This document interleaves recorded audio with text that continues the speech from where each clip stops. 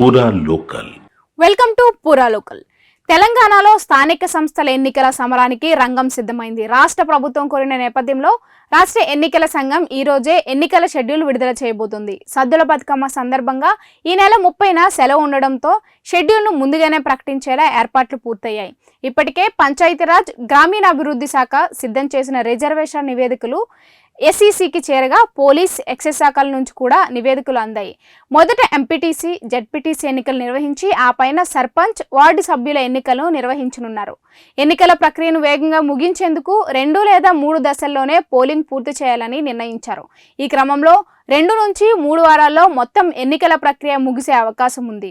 ఇక ఓటర్ జాబితాలు, పోలింగ్ సిబ్బంది శిక్షణ, బ్యాలెట్ బాక్సులు, పోలింగ్ కేంద్రాల ఏర్పాట్లు ఇప్పటికే పూర్తయ్యాయి.